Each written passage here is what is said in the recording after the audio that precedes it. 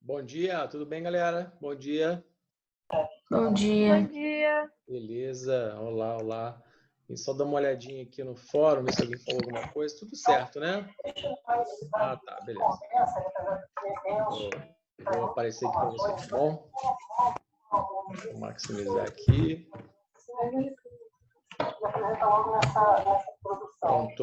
Pronto. E aí, galera? Caramba, Stephanie tá aí. Oi, Stephanie, tudo bem, Stephanie?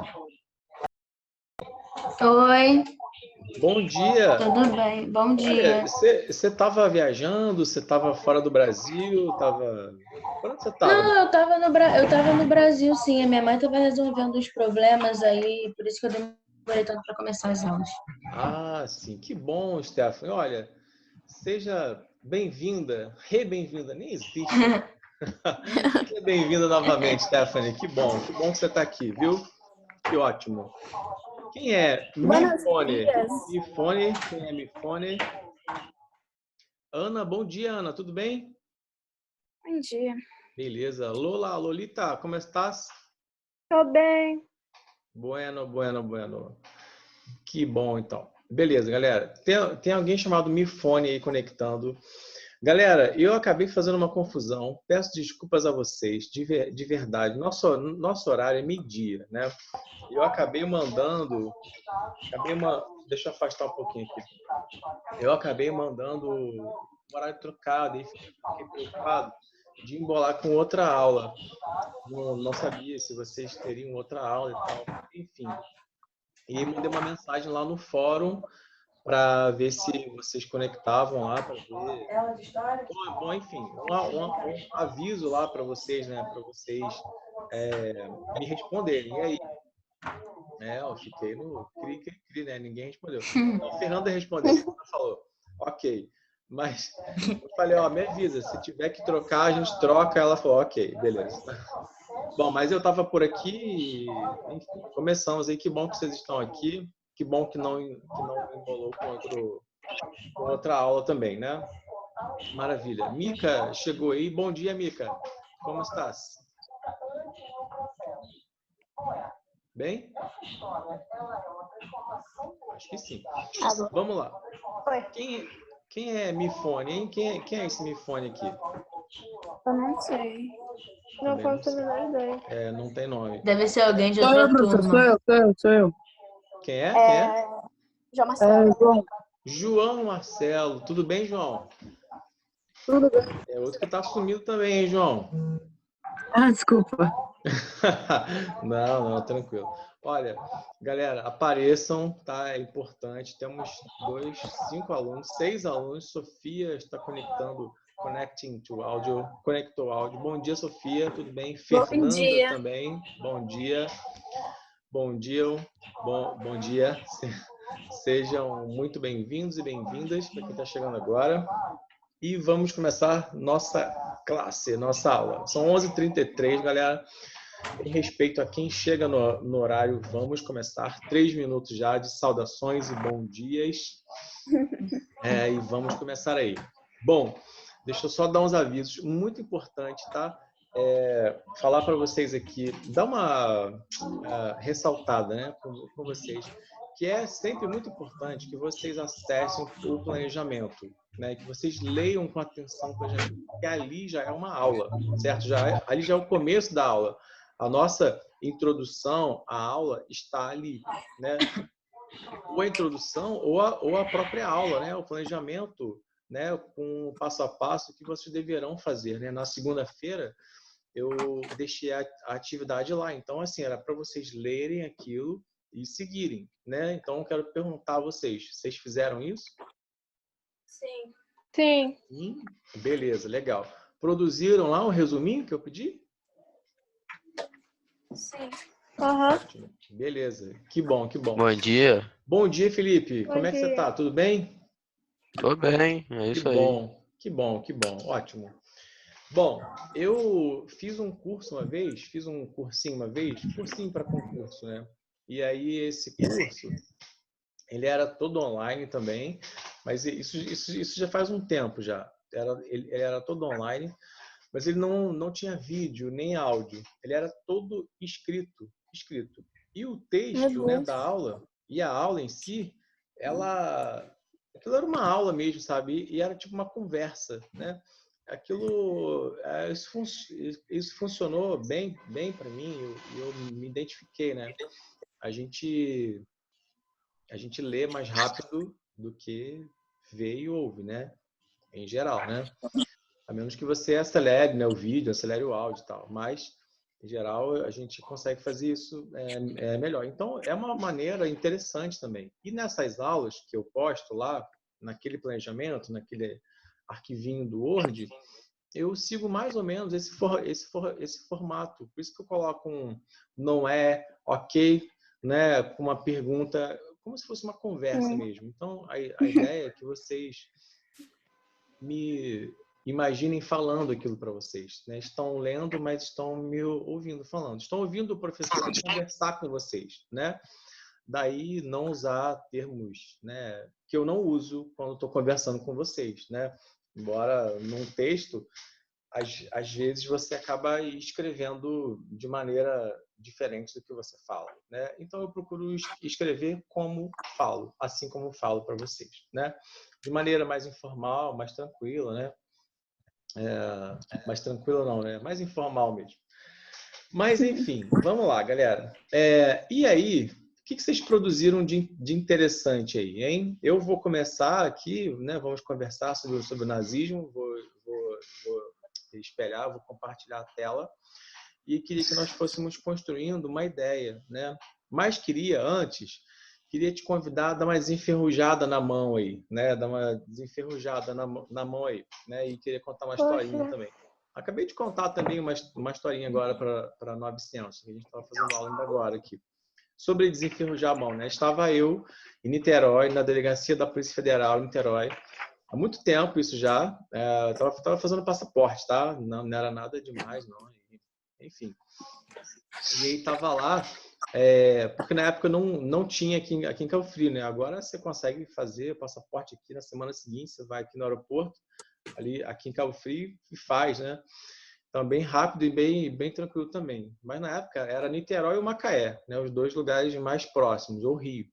E aí foi Niterói. E aí tava lá, tinha um cara na minha frente, e o cara foi assinar, tava lá na frente do escrivão, né, e tal, e o cara errou a assinatura, já no documento, né, principal. O policial olhou para ele e falou, sabe, tipo, o que é isso?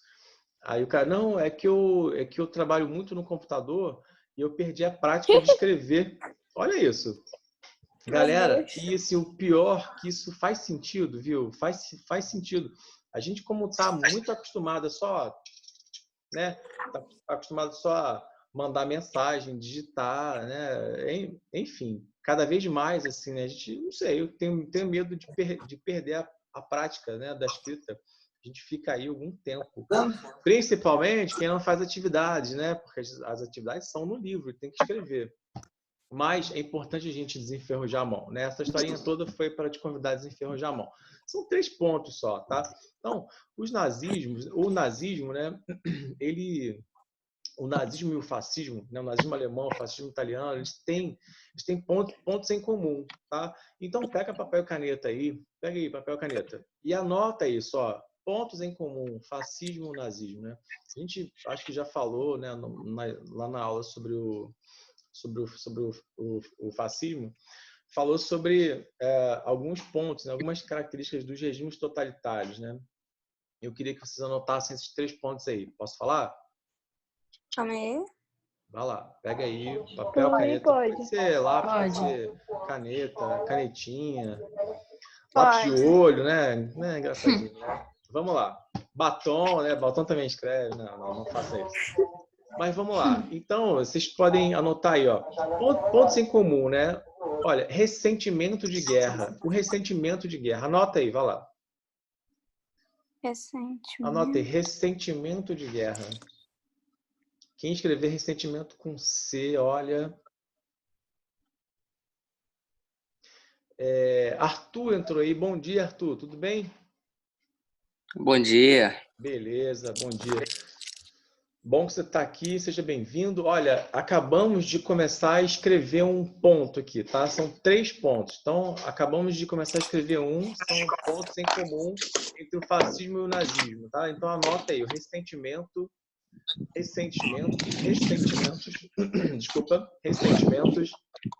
de guerra. Ressentimentos de guerra. Anota aí, ressentimentos de guerra, anticomunismo e antiliberalismo. Anotem aí, ressentimento de guerra. A gente está tendo aula ao ar livre aí, galera. Temos um vento aí. Anticomunismo e o quê? Anticomunismo, antiliberalismo e ressentimentos de guerra. Ok? Maravilha? Aham. Bom, esses ressentimentos de guerra, galera, eles são referentes aí, né? No caso da Itália, faz referência aos territórios que foram prometidos a eles e não receberam. Não receberam. Os italianos tinham uma tendência, isso na Primeira Guerra Mundial, né? Voltando um pouco aí, tinha uma tendência a ficar do lado dos impérios. E eles foram cooptados, uma palavrinha bonita aí para vocês anotarem, foram cooptados para o lado da Tríplice Entente, foram cooptados para a Entente, né? Para o lado de França, Inglaterra e União Soviética. E tiveram promessas de territórios, né? Eles assinaram um tratado sobre isso, o Tratado de Londres, tá? Assinaram um tratado que não foi cumprido. Não foi cumprido após a guerra, né? A Entente vence a Guerra Mundial, né? A Primeira Guerra Mundial, que passa a ser chamada assim, é claro, depois da Segunda Guerra Mundial. Até então, aquela era a Grande Guerra de 14, e eles não recebem esses territórios, o que gerou ressentimentos, tá? Daí essa palavrinha que vocês anotaram aí. Quando vocês retomarem esse caderno, esse livro para estudarem, né, vocês vão se lembrar disso que a gente está falando, tá? O ressentimento aí, nesse caso, é uma referência aos territórios prometidos e não cumpridos, tá? A eles. Enfim, no caso da Alemanha, isso faz referência ao Tratado de Versalhes, né? Que os alemães chamavam de o Ditado de Versalhes. A eles, alemães, recaiu o peso da guerra, a culpa da guerra, ações, perda de territórios, limitação, diminuição, até extinção de arsenais, de tropas, enfim. A eles era assinar ou assinar, né? Não tinha o que fazer, não havia o que fazer naquela reunião lá no Palácio de Versalhes, na França. Então, isso gerou um ressentimento também, tá? Um ressentimento de guerra. Então, falamos aí do fascismo e do nazismo, né, no caso dos ressentimentos. Os dois eram antiliberais. Tá bom? Os dois eram antiliberais. Esse é um momento de crise, tá? Um momento de pós-guerra, um momento de crise. E o capitalismo, o liberalismo não tinham respostas para isso, né? Então, eles são antiliberais. Tá? E eles são anticomunistas também, galera. São anticomunistas, tá? E a gente fala de nazismo e fascismo, né? Mas quando a gente fala de regimes totalitários, a gente fala também de stalinismo, tá? Né? Mas o regime de Stalin, né? O regime soviético, era um regime comunista, né? Então, essas características, elas, obviamente, se encaixam somente para a Alemanha e para a Itália, certo? Olha, de fato, para eles lá, né, a situação, né, a crise econômica é um ponto em comum também entre eles, né, tanto para a Alemanha quanto para a Itália. De fato, não tinha uma resposta mesmo, tá, para eles, né, do capitalismo. Não tinha resposta, era um buraco sem fundo, parecia um buraco sem fundo, e a Alemanha mergulhada numa crise brabíssima, desemprego, hiperinflação, miséria, pobreza, enfim. E nesses momentos de crise surgem esses discursos, né? Nós já falamos sobre isso algumas vezes, foi questão da nossa prova, foi questão de bloco também, parece, foi questão de exercícios, né? Enfim, que esses regimes totalitários, eles chegam, esses líderes, né, esses grandes líderes, eles surgem nesses períodos de crise, nos quais parece que não existe uma resposta, né, para tirar a população, para livrar a população desse sofrimento todo, no qual eles estão inseridos. Então, chegam e são carismáticos. O culto ao líder também é uma característica desses regimes, tá? O culto ao líder. E, enfim, o fato é que o Hitler conseguiu tirar a Alemanha desse buraco sem fundo, né? E ele investiu pesadíssimo. Vai falar aqui como que ele conseguiu chegar ao poder, mas ele investiu pesado em obras públicas, investiu no exército também, e o exército dava muito emprego, tá? A indústria bélica, ela gera muitos empregos também. Tem um termo, né, que é usado também, né, chamado de keynesianismo militar, né? O keynesianismo é uma resposta que surge no contexto de crise, tá? Pós-29, né? De crise de 29, no contexto em geral. Como o liberalismo clássico, lá do Adam Smith, não tinha resposta, né, para eles, né, para esses economistas, né, e esse era o modelo que vigorava. Quer falar alguma coisa? Não. E esse era o modelo que vigorava, não tinha que fazer nada, deixa o mercado, né? Um dos lemas do liberalismo é laissez-faire, laissez-passer, né? Deixa fazer, deixa passar. Gostou do meu francês, Arthur? Bom, né? Francês tá bom. Laissez-faire, laissez-passer. Esse é um dos lemas. E ele Muito falava bom, assim... bom. Bom, merci beaucoup. E ele falava... então, que o mercado ia se autorregular, o mercado se autorregulava, existia uma mão invisível que regulamentava, que regulamentava, que regulava o mercado, né?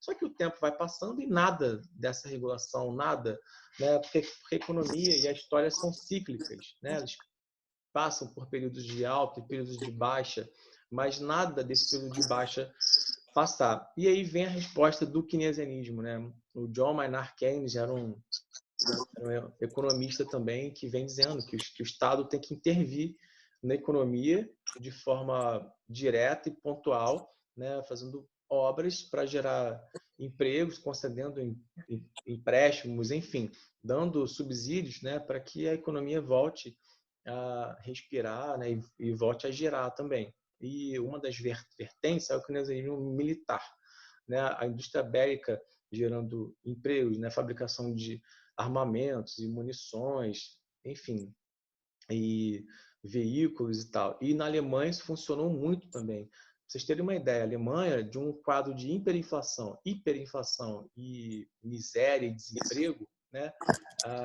Depois que o Hitler assumiu o poder, a Alemanha, por exemplo, em 39, tá? Às vésperas da guerra, praticamente o número de desempregados zerou. Para vocês terem uma ideia do quanto isso funcionou, do quanto a política econômica do Hitler funcionou na Alemanha, né? Enfim, e como que ele consegue chegar ao poder, né? Como que o Hitler consegue chegar ao poder? A gente já adiantou aqui em algumas coisas, né? Falamos das suas características e tal, vamos falar de outras ainda. Mas como é que ele chega ao poder, né? Ele nasceu na Áustria, na verdade, né? Na época pertencia, né, o Império Austro-Húngaro, e ele se torna uma liderança, né? Ele tinha um poder, tinha carisma, tinha um poder de oratória bastante forte. E, por exemplo, em Munique, né, as pessoas nos bares, né, da cidade, né, as pessoas podiam fazer um número nesses lugares. Pega lá, tinha um tabladozinho, e aí as pessoas podiam declamar uma poesia, não sei, fazer um discurso, uma coisa. E ele fazia muito isso também. Isso começou a tornar ele conhecido, né, pela oratória que ele tinha, pelo poder de convencimento, né, pela forma articulada e sofisticada que ele falava, e isso acabou tendo um alcance muito grande. Então, se tornou um dos grandes nomes do Partido Nazista, né? Essa palavra significa nacional-socialismo, né? Seria a junção das palavras. Enfim, ele se torna uma liderança, tá? Ele tenta dar um golpe, o golpe de Munique, que dá errado, ele tenta tomar o poder, dá errado, ele é preso, e ele escreve um livro lá, um livro de memórias, de pensamentos, chamado Mein Kampf, Minha Luta, e é um livro que tem características preconceituosas, antissemitas também, fala da superioridade da raça ariana, tá? E essa é uma das características do regime nazista, o arianismo, né? Que fala da superioridade deles, né? Da raça, entre aspas, e da raça ariana, né? Que seriam descendentes de um povo indo-europeu, enfim, e que, de alguma maneira, eles seriam superiores a outros, né? E que outros seriam superiores a negros, a ciganos, a judeus, a homossexuais, seriam superiores a deficientes, enfim, seriam superiores aos demais, né? Olha, falando sobre isso, não tem como não me lembrar de uma série. Eu estou assistindo essa série devagar, porque eu não tenho um pique que vocês têm para assistir série assim, para maratonar, e episódios, e temporadas. Mas ela se chama, talvez eu até já tenha falado com vocês sobre ela. Ela se chama O Homem do Castelo Alto, The Man in the High Castle. Acho que você já falou. Já falei, não já? É muito boa, muito interessante. Ela é do Prime, tá? Do Amazon Prime. E ela fala de um mundo como se o eixo tivesse vencido a guerra, né? O eixo tivesse vencido a guerra. E, então é muito interessante. Então, por exemplo, assim, né? Os estados japoneses do Pacífico, a região lá de São Francisco, né? Do Ocidente lá, do território dos Estados Unidos. E então tem o governo japonês, são os estados japoneses do Pacífico. E a sede, por exemplo, do partido do nazismo nos Estados Unidos é em Nova York, um prédio gigantesco, está lá uma bandeira enorme, imensa, né, com a suástica nazista. Enfim, é muito interessante. Para a história, assim, né, na faculdade a gente falava muito nisso. A palavra ser, né, a palavra ser, ela não é história, porque ela não aconteceu, né? Para essa história tem que ter acontecido. A palavra ser não existe, então o ser não existe. Se tivesse feito, se tivesse acontecido, não aconteceu, né? Mas, enfim, a série é bem interessante, né? Para a gente ver. Tem uma cena lá que é muito forte também, muito chocante, que tem um agente que está numa missão, ele é nazista, e aí mas ele está começando, né, há pouco tempo e tal. Então, ele é parado por um policial e aí tem uma fuligem, né, uma fumaça, uma fuligem caindo assim, tal. E ele pergunta ao policial: "O que é isso aí?" Ele fala. Então o policial vira: "Não, porque às terças-feiras, ou não sei, algum dia, tal, pessoas são incineradas." Que pessoas são essas, né? São deficientes, homossexuais, ciganos, enfim, judeus. Eles queimavam pessoas, né? Isso é uma cena muito forte, né? Então, o preconceito é uma marca muito forte do nazismo, né? O antissemitismo, né? E não só judeus eram perseguidos, né? Como eu falei, outros grupos também, tá? Enfim, essa é uma das marcas, né, do nazismo. E aí o Hitler, ele começa a se tornar uma liderança, né, ganha popularidade, tenta dar o golpe, não consegue, é preso, depois é solto. O Partido Nazista consegue se fortalecer no parlamento com deputados, né? E existia um medo, o chamado medo vermelho também, né? Por que eu falo isso, né? Essa é uma das características do nazismo e do fascismo, é um dos pontos em comum também. E os políticos de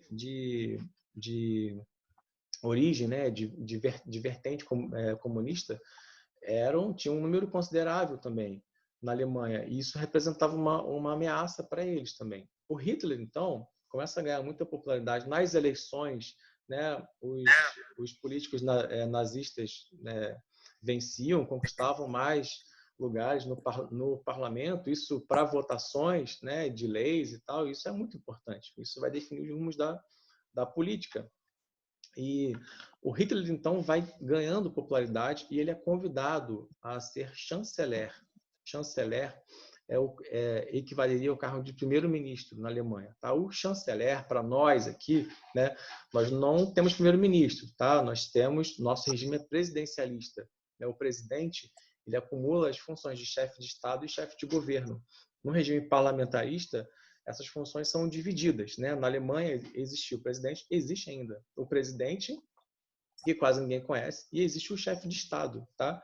Que no caso hoje é a Angela Merkel, uma das mulheres mais influentes da nossa história, né? Da história recente. Tem uma imagem dela que é muito bacana, né? É muito legal de se ver, porque ela é uma autoridade e ela tá tipo dando uma bronca no Trump e os outros chefes de Estado. Acho que era uma reunião do G20, né? Do G20 financeiro, do grupo das 20 maiores economias. E ela tá tipo assim, os outros estão olhando para ela e ela tá falando alguma coisa lá, dando uma bronca. Realmente ela é uma autoridade. Então o chanceler, ele é o primeiro-ministro da Alemanha. Mas eu ia falar, o chanceler para nós aqui, né? Ele é o ministro de Relações Exteriores, tá? Ele representa o Brasil, né? Oficialmente. É um cargo diplomático também. Ele pode ser ou não um diplomata, né? De carreira, mas ele é o ministro de Relações Exteriores. Na Alemanha, esse cargo de chanceler equivaleria ao cargo de primeiro-ministro, tá? Equivale ainda, tanto que é assim chamado até hoje, tá bom? Enfim, o Hitler é convidado a ser, não foi por meio de golpe, tá bom? Ele é convidado a ser, né, primeiro-ministro, chanceler, e após a morte do presidente, ele acumula as funções de chefe de Estado e chefe de governo e começa a expandir seus tentáculos e começa a tomar proporções autoritárias. E aí tem um evento, né, chamado A Noite dos Cristais, que fala sobre esse crescimento do autoritarismo, né? E aí começam a aparecer as características mais marcantes assim do nazismo, né? A gente vai falar e eu quero compartilhar a tela para vocês. Mas quero falar antes da Noite dos Cristais, que de respeito a uma política antissemita, tá? A perseguição aos judeus, que é uma das grandes marcas desse regime cruel. Tá? A Noite dos Cristais foi uma noite em que vidraças de lojas que pertenciam a judeus foram quebradas, mercadorias foram destruídas, né? Vidraças quebradas, enfim, pessoas foram espancadas na rua. Um quadro de violência, de intolerância muito forte, muito chocante também, né? E aí não tem como não me lembrar de falando sobre lojas, né, vidraças e sobre perseguição aos judeus e tal, de um judeu, de um alemão, na verdade, alemão, mas de origem judaica, que veio para o Brasil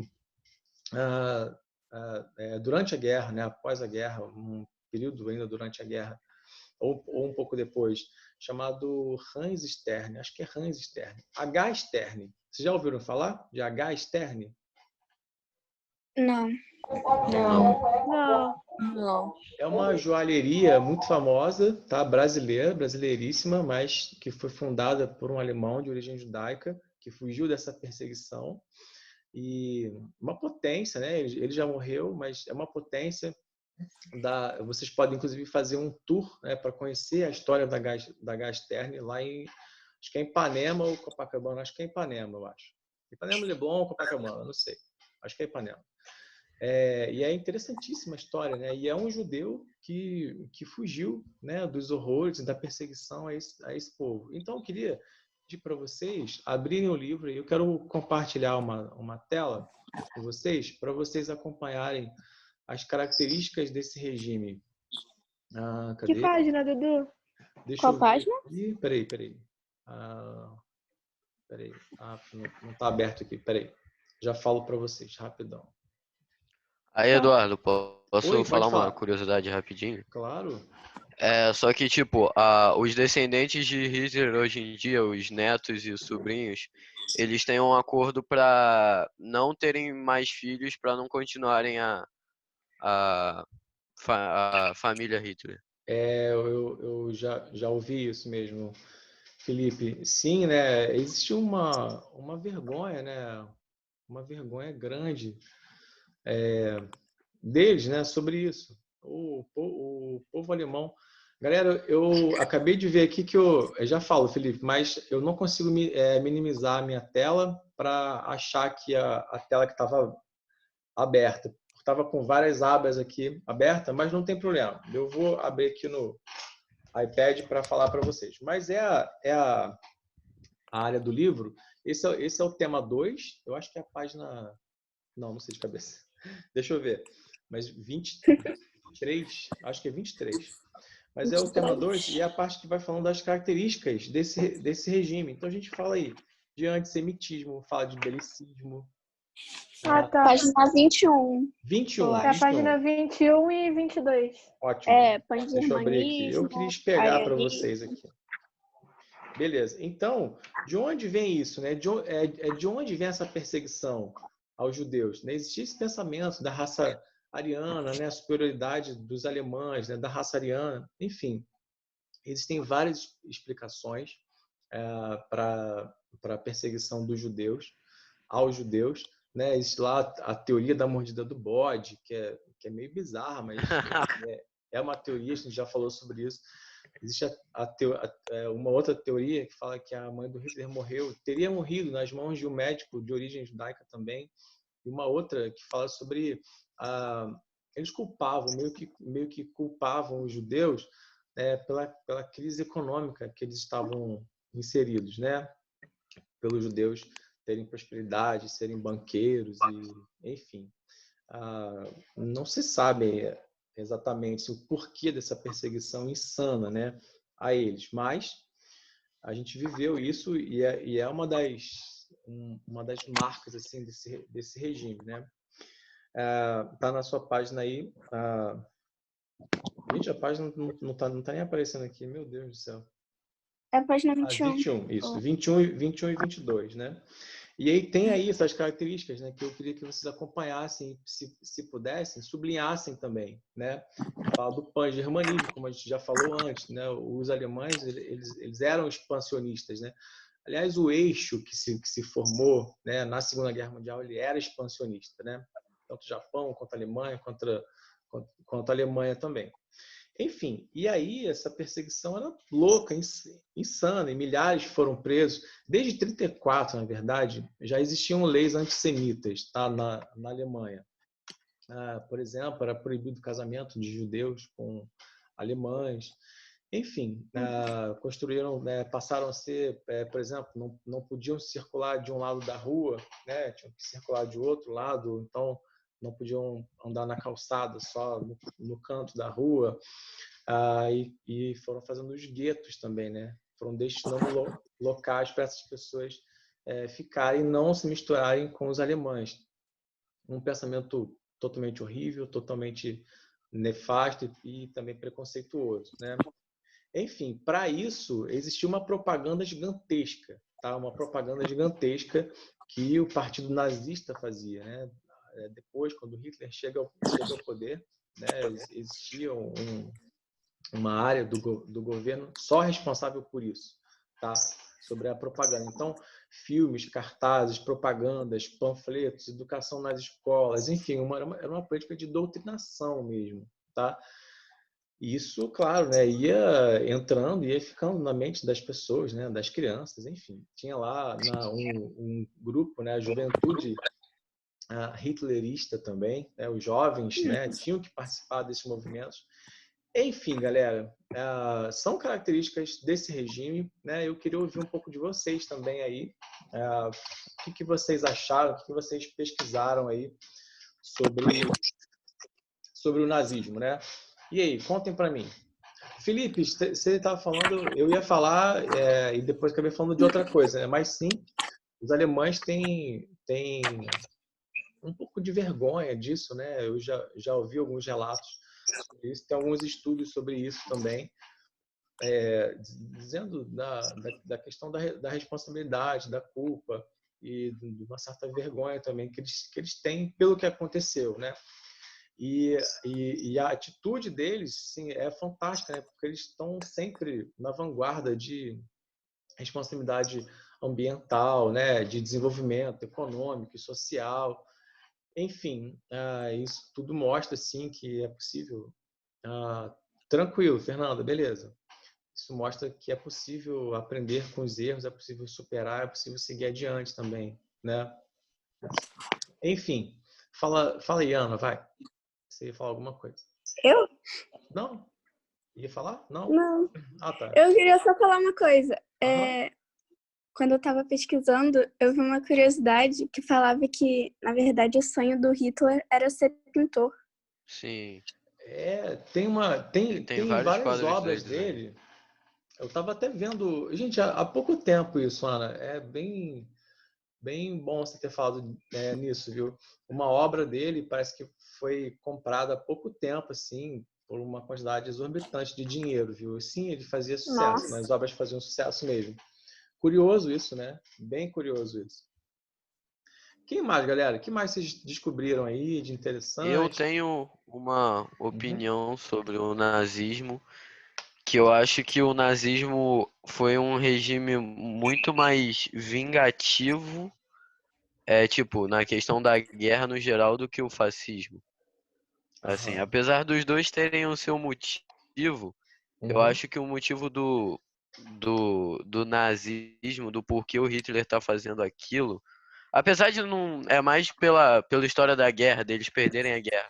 Essa parte da guerra, pra mim, faz muito mais sentido em questão do nazismo alemão do que do fascismo italiano. Sim, pra mim também. Sim, é verdade, concordo, sim, né? O revanchismo, né? Na verdade, França e Alemanha tinha uma rivalidade bem acirrada mesmo, né? Tanto na Primeira Guerra Mundial quanto na Segunda Guerra Mundial, né? Eles tiveram existia tanto revanchismo francês quanto revanchismo alemão, né? Desde quando a França perde lá a Guerra Franco-Prussiana, quando a Alemanha nem era a Alemanha unificada ainda, né? Foi contra o Estado prussiano, que era um dos estados mais desenvolvidos, né? E mais industrializados também do que virou depois a Alemanha, né? Porque foi uma unificação tardia. Mas os franceses não esqueceram essa derrota. Então, para eles, isso era muito forte. Eles meio que se vingaram com a guerra. E o Tratado de Versalhes, né, foi assinado, claro, em Versalhes, na França, né? E isso, para os alemães, né, gerou um outro revanchismo, o revanchismo alemão. Então, assim, isso tinha muito a ver, Felipe. Assim, vocês têm razão, Felipe e Ana, que concordaram aí. Sim, isso tinha muito a ver com rivalidade, com ressentimento mesmo, né? Porque eles tiveram que arcar com as consequências da guerra, com a culpa da guerra também, né? Todo mundo participa, tipo aquela brincadeira, todo mundo fez, mas a culpa é minha, né? Então, sabe, um comentário bem infantil. Eu acho que nesse caso é um ressentimento, né? Com outras coisas, né? Que vão terminar em um fim, né? Que foi a guerra. E sim, vocês têm razão nesse comentário. Bom comentário de vocês. Quem mais, galera? Olha, nós temos 2 minutos finais aqui. Queria ouvir aí. Alguém mais quer comentar alguma coisa? Que tenha descoberto, tenha pensado, não sei. Ninguém? Tranquilo. Eu acho Tranquilo? que foi isso. Legal. Olha, o tema é bem interessante, né? Bem chocante também, né? Em muitos aspectos. E a gente pode, depois, né? A gente vai corrigir as atividades, vamos lá conversar no podcast depois. A gente pode conversar mais nas próximas aulas também, ok? A gente continua falando de regimes totalitários. E na próxima aula, a gente vai falar, na quarta-feira, né? A gente vai falar sobre Espanha e Portugal, né? Franco e Salazar. Então a gente pode retomar alguns pontos do nazismo também. Tá bom? Tanto do nazismo quanto do fascismo. Ok, galera? Ok. Beleza, então. Olha, um bom almoço para vocês, tá bom? Obrigado pela atenção, pela paciência. E a gente se encontra aí. Qualquer coisa, mandem mensagens aí que eu estou por aqui online, tá bom? A gente se fala. Tá bom. Ok, galera? Tá. Valeu, bye bye. Tchau. Até a Valeu. próxima. Tchau, tchau. Valeu. Boa tarde. Boa tarde, valeu.